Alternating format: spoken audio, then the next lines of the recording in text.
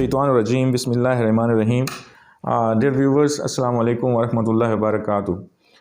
इस लेक्चर में मैं एक नए मौजू के साथ, इस मौजू का यकीनन ताल्लुक़ इस्लामी फ़लसफ़ा हयात से है, इस्लामिक सिस्टम ऑफ गवर्नमेंट से है, इस्लामिक फ़िलासफ़ी के साथ है।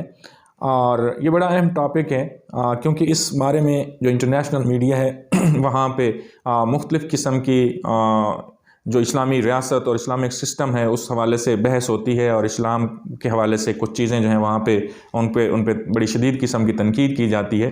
तो टॉपिक है position of religious minorities in Islamic state, कि रिलीजियस मिनॉरिटीज़ जो हैं, जो मजहबी अक़लियतें हैं, उनकी इस्लामी रियासत में जो प्योर इस्लामिक स्टेट है उसमें क्या हैसियत है, उनके साथ कैसा सलूक होता है, क्या वो जो प्रोपोगेट किया जाता है मगरबी मीडिया की तरफ से वो दुरुस्त है, या वो जो हम कहते हैं, जो इस्लाम के मानने वाले कहते हैं। सो आज इस मौजू पर मैं बड़े मुख्तसर से टाइम में गुफ्तगू करने की कोशिश करूँगा और आपकी अंडरस्टैंडिंग डेवलप करने की कोशिश करूँगा। इस्लामी रियासत में दो तरह के लोग रहते हैं। The population of Islamic state can be divided into two parts. The number one are believers and the number two are non-believers. Believers कौन है? The people who believe in the ideology of the Islamic State. वो लोग जो Islamic state का जो नज़रिया है, जो नज़रिया हयात है, उस पर बिलीव करते हैं, उस पर यकीन रखते हैं और वो कहते हैं कि ये दुरुस्त है। और यकीनन जो इस्लामिक स्टेट है, चूँकि वो अल्लाह के कानून के ज़रिए चलती है, वो कुरान और सुन्नह के ताबे होती है, इसलिए उसको मानने वाला यकीनन वो बिलीवर है, वो मुसलमान है, वो अल्लाह और अल्लाह के रसूल सल्लल्लाहु अलैहि वसल्लम को मानता है और उनकी ताबेदारी करता है। दूसरा जो सेगमेंट है सोसाइटी का, इस्लामिक स्टेट में लोगों का, वो है नॉन बिलीवर्स का। ये वो लोग हैं who do not believe in the ideology of the Islamic State. ये इस्लामी रियासत की जो आइडियालॉजी है या इस्लाम की जो आइडियालॉजी है, दूसरे लफ्ज़ों में आप कहेंगे, उस पर बिलीव नहीं करते, but they live in the jurisdiction of the Islamic state. लेकिन चूंकि ये मुसलमान नहीं है, चूंकि ये आइडियालॉजी ऑफ इस्लाम को मानने वाले नहीं हैं, लेकिन ये इस्लामिक स्टेट के अंदर रहते हैं, इसलिए इसको हम नॉन बिलीवर्स का तबका कहते हैं, या नॉन बिलीवर्स कहते हैं, या रिलीजियस माइनॉरिटीज़ कहते हैं। सो इन Islamic state believers are regarded as Muslims and non believers are regarded as Jimmy's. Believers जो है उनको मुसलमान कहा जाता है और जो नॉन बिलीवर्स हैं उनको जिम्मी कहा जाता है। जिम्मीज कौन है? Jimmy's are those people who do not believe in the Islamic ideology but live in the jurisdiction of the Islamic state. पहले भी मैंने इसको डिफाइन कर दिया कि ये वो लोग हैं जो रहते तो इस्लामिक स्टेट की जुरिस्डिक्शन में हैं, लेकिन ये इस्लामिक स्टेट की आइडियोलॉजी जो है उसको मानते नहीं हैं। सो अब हम जिम्मीज जो हैं, ये जो नॉन बिलीवर्स हैं, जो इस्लामिक स्टेट का हिस्सा हैं, इस्लामिक स्टेट की जुरिस्डिक्शन में रहते हैं, इनकी तीन टाइप्स होती हैं, तीन किस्म की ये जिम्मीज होते हैं। उनको हम वन बाई वन स्टडी करेंगे। पहले हैं, नंबर वन पे हैं जी contractual Jimmy's. They become the citizen of the Islamic state by signing a contract with the state. ये कैसे बनते हैं इस्लामिक स्टेट के शहरी? Jimmy's, contractual Jimmy's. ये इस्लामिक स्टेट की ताकत से मरूब होकर या किसी भी वजह से इन पे कब्जा नहीं किया जाता, इनके साथ इन पे हमला नहीं किया जाता, लड़ाई नहीं होती, बल्कि ये किसी भी वजूहात में मैं अभी आपके सामने रखता हूँ, उन वजूहात की बुनियाद पर ये इस्लामिक स्टेट के साथ कॉन्ट्रैक्ट कर लेते हैं, मुआहदा कर लेते हैं, और उस मुआहदे के अंदर जो शराइत होती हैं उन शराइत के तहत इनको हकूक दिए जाते हैं। गोया इसीलिए इनको, चूंकि ये कॉन्ट्रैक्ट साइन करके इस्लामिक स्टेट का हिस्सा बनते हैं, इसलिए इनको कॉन्ट्रैक्चुअल जिम्मीज कहा जाता है। दे sign contract on the three bases. तीन वजूहात हो सकती हैं जिनकी बुनियाद पे ये कॉन्ट्रैक्ट जो है उसको साइन करते हैं। Number one is if they defeated by the Islamic state in वार, यानी जंग में वो डिफीट होते हैं, उनसे इस्लामिक रियासत जो है, स्टेट जो है उनको डिफीट करती है, लेकिन अभी कब्जा नहीं हुआ होता, तो वो समझते हैं कि अब अगर हम लड़ते रहे तो हम उनके कब्जे में चले जाएंगे, हमारी टेरिटरी ऑक्युपाइड हो जाएगी। सो उससे बचने के लिए वो कोशिश करते हैं आखिरी हरबे के तौर पर, और वो इस्लामिक स्टेट के साथ एक मुआहदा साइन करते हैं, और उस मुआहदे की शराइत के तहत फिर उनको तमाम हकूक मिलते हैं। दे admit the superiority of the Islamic state. یا کوئی حملہ شملہ نہیں ہوتا، ویسے ہی اسلامک اسٹیٹ کی عظمت اور اس کی جو اتھارٹی ہے اس کو دیکھتے ہوئے وہ اس کا حصہ بننا چاہتے ہیں اور وہ کانٹریکٹ سائن کر لیتے ہیں۔ اور تیسرا ہے they are influenced by the position of the Islamic state, اور اسلامک اسٹیٹ کی جو طاقت ہے اس سے مرعوب ہو جاتے ہیں اور اس طرح وہ سائن کرتے ہیں، کانٹریکٹ سائن کرتے ہیں اور they became the citizens of the Islamic state. So اب دوسری قسم جو ہے وہ ہے آکوپائڈ ذمیز کی۔ They become citizen of the Islamic state after fighting a war with the Islamic state.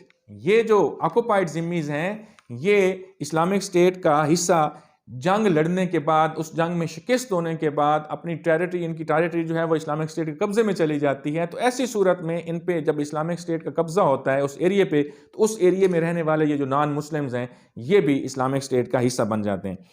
They are occupied by the state, by the Islamic State and are compelled to accept the citizenship۔ اور ان کو مجبور کر کے، یہ اپنی مرضی سے نہیں آتے، کانٹریکچوئل جو ہیں وہ اپنی مرضی سے ایک ایگریمنٹ سائن کر کے آئے ہیں، لیکن یہ ایگریمنٹ سائن نہیں کرتے بلکہ ان کو مجبور کر کے اسلامک اسٹیٹ میں شامل کیا جاتا ہے۔ the state imposed جزیہ upon them۔ یہ جو لوگ ہیں جن کو آکوپائی کیا جاتا ہے ان کی ٹیریٹری کو، ان پہ جزیہ امپوز کیا جاتا ہے ایز اے ٹیکس، اور یہ جزیہ جب دیتے ہیں تو اس کے بدلے میں ان کو بہت ساری مراعات دی جاتی ہیں۔ ان کو جو ملٹری سروسز ہیں ان کی جو ٹیریٹری اس کی پروٹیکشن کی ذمہ داری، ان کے تمام جو مفادات ان کی پروٹیکشن کی ذمہ داری ریاست اسلامیہ اٹھاتی ہے، اور ان کو فوجی سروسز جو ہیں، جو ملٹری سروسز ہیں، ان سے استثناء دے دیا جاتا ہے، اور ان کی تمام جو پروٹیکشن جائیداد کی، آنر کی، عزت کی، اس کے علاوہ لائف کی، وہ اسلامک اسٹیٹ کی ذمہ داری ہو جاتی ہے۔ سو اس واسطے ان ذمہ داریوں کے بدلے میں یہ ایک ٹیکس دیتے ہیں، اور یہ ٹیکس جزیہ کہلواتا ہے۔ اس ٹیکس کے خلاف بھی بہت زیادہ پروپوگیٹ کیا جاتا ہے، اور اس کو ایک کرول ٹیکس کہا جاتا ہے۔ حالانکہ آپ دیکھیں کہ اسلامک اسٹیٹ کے جو مسلمان سٹیزنز ہیں وہ بھی تو ٹیکس دیتے ہیں، وہ زکوٰۃ بھی دیتے ہیں، وہ عشر بھی دیتے ہیں، اور بھی جو tax within the parameters of the injunction of the holy Quran and سنہ وہ لگائے جا سکتے ہیں for the welfare of the state and the people of the state, وہ دیتے ہیں۔ تو اور وہ ظلم نہیں ہے، لیکن یہاں پہ یہ تمام مراعات جو ہیں ان کو دی جاتی ہیں۔ ان کو آگے جب میں بڑھوں گا تو میں اور رائٹس جو ہیں وہ بھی آپ کے سامنے رکھوں گا کہ ان کو کیا کیا رائٹس اسلامک اسٹیٹس میں ملتے ہیں۔ لیکن اس کے بدلے میں ظاہری بات ہے جب کسی اسٹیٹ کا آپ حصہ ہوتے ہیں، چاہے وہ مسلم اسٹیٹ ہو یا نان مسلم اسٹیٹ ہو، تو اس اسٹیٹ کے اس کو ویلفیئر اسٹیٹ بنانے کے لیے اس سے جب آپ مراعات لیتے ہیں تو کچھ ریسپانسبلٹیز آپ کی بھی ہوتی ہیں، اور ان میں سب سے بڑی ریسپانسبلٹی جو ہوتی ہے وہ ٹیکس دینا ہوتی ہے۔ تو اس کا نام جزیہ ہے، اور یہ ٹیکس دیتے ہیں، اور اس کے بدلے میں ان کو یہ تمام مراعات جو ہیں وہ ملتی ہیں اور حقوق ملتے ہیں۔ اور تیسری قسم کے ذمیز جو ہیں وہ بارن ذمیز ہیں، یعنی پیدائشی ذمی آپ ان کو کہہ لیں۔ They are the citizen of Islamic state by birth. پیدا ہوتے ہی، یعنی ان کے والدین جو تھے اسلامک اسٹیٹ کا حصہ تھے، ان کا گھر اسلامک اسٹیٹ میں تھا اور والدین کا، تو وہ بچہ پیدا ہوا تو آٹومیٹیکلی وہ بچہ جو ہے وہ اسلامک اسٹیٹ کا شہری بن گیا۔ Their rights are also determined by the common law of the Islamic State۔ اچھا، وہ جو آکوپائڈ ذمیز ہیں ان کے جو ان کو جس لا کے تحت ان کے ساتھ سلوک کیا جاتا ہے وہ کامن لا ہے اسلامک اسٹیٹ کا، اور ان کے جو فیملی لاز ہیں، پرسنل لاز ہیں، وہ سارے کے سارے ان کے اپنے ہی ہوتے ہیں، اس پہ اسلامک اسٹیٹ جو ہے وہ مداخلت نہیں کرتی، لیکن جو کامن لا اسی کے تحت ان کو بھی ٹریٹ کیا جاتا ہے۔ اور یہ بارن ذمیز جو ہیں ان کو بھی اسلامک اسٹیٹ اسی کامن لا جو ہے اسی کے ذریعے ٹریٹ کرتی ہے۔ تو there is no distinction between the Muslims and non Muslim کہ ان کے لیے کچھ اور لا ہے اور ان کے لیے کچھ اور لا ہے۔ اب ہم آتے ہیں جی rights of minorities in Islamic state. Islamic states میں ریلیجیس مائنورٹیز کو کیا حقوق ملتے ہیں؟ Number 1، security of life. Minorities are provided the right to protection of life as the Muslims of the Islamic State۔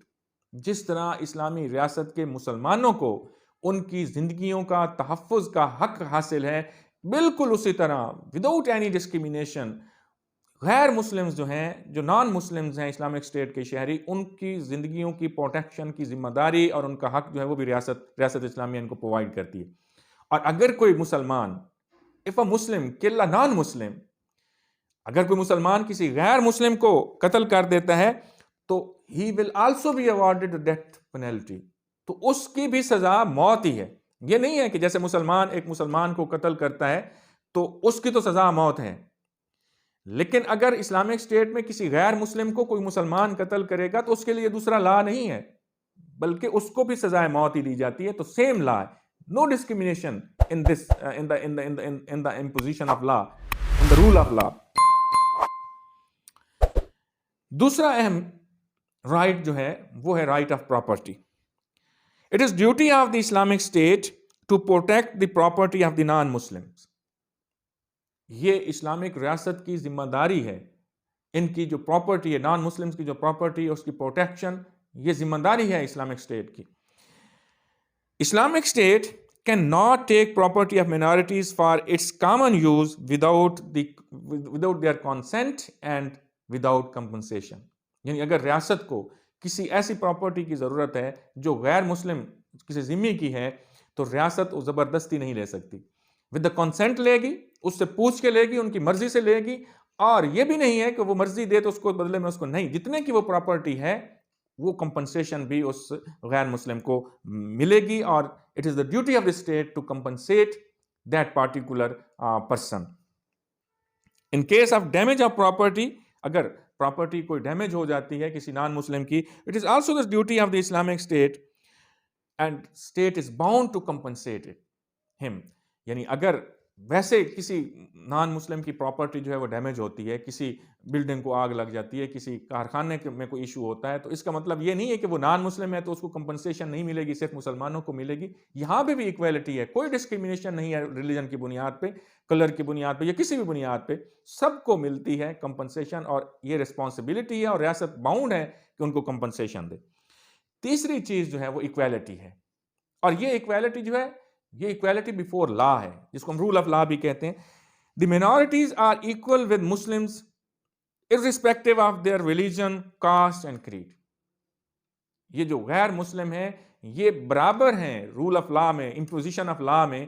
ان کے ساتھ کوئی ڈسکریمنیشن نہیں ہے، چاہے وہ کسی بھی مذہب سے تعلق رکھتے ہوں، کسی بھی ان کا نسل سے تعلق ہو اور کسی بھی ان کا ذات سے تعلق ہو.